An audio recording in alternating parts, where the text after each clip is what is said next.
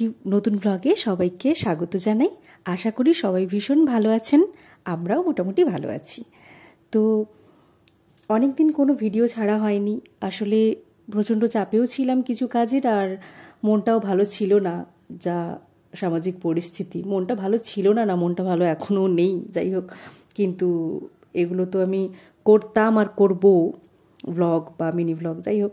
তো দিনটা এটা একটা দিনেরই জাস্ট ভ্লগ ভিডিও এডিট করে ছাড়ছি।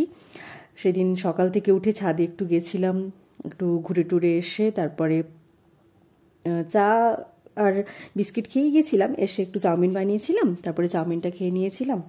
তারপর দুপুরের খাবারের জন্য বানিয়েছিলাম চিকেন আর ভাত আর স্যালাড ছিল, আর ছিল একটু ডালও বানিয়েছিলাম। তো এই ছিল সেদিনকার দুপুরে। খেয়ে দিয়ে একটু বিকেলবেলা চলে গেছিলাম দক্ষিণেশ্বর মন্দিরের উদ্দেশ্যে। অনেক দিন ধরে ইচ্ছে করছিল মন্দিরে যাব, তো যাওয়ার হয়ে উঠছিল না। আমার এক ভাই এসছিল, তো ওকে সঙ্গে নিয়ে চলে গেছিলাম। এই যে মেট্রোর জন্য অপেক্ষা করছিলাম, তারপর অনেকক্ষণ পরে মেট্রোটা এলো।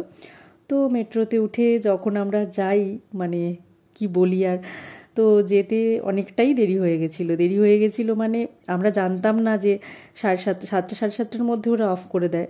তো আমাদের পৌঁছতে পেরিয়ে গেছিলো সময়।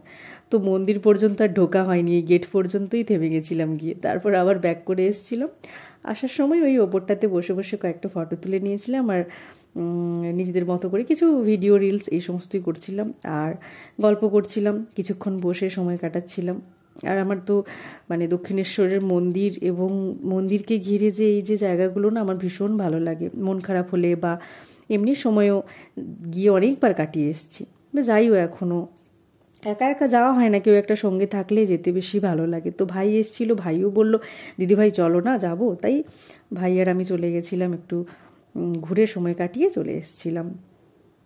তারপর তোমরাই দেখো এই যাওয়ার যে রাস্তাটা, তারপর ওটা দিয়েই চলে এসেছিলাম। তখন প্রায় 8টা মতো বাজে, মানে একদমই শুনশান, লোকজন ছিলই না বলতে গেলে। আর পুলিশরাও এসেছিলো, ওরাও বলল যে না, সময় হয়ে গেছে, আপনাদের বেরিয়ে যেতে হবে। তাই আমরাও উঠে চলে এসেছিলাম। তারপরে আসার সময় হঠাৎ ইচ্ছে করলো চা বা কফি কিছু খেতে। ও বলল দিদিভাই কফি খাবো, তাই কফি কিনলাম।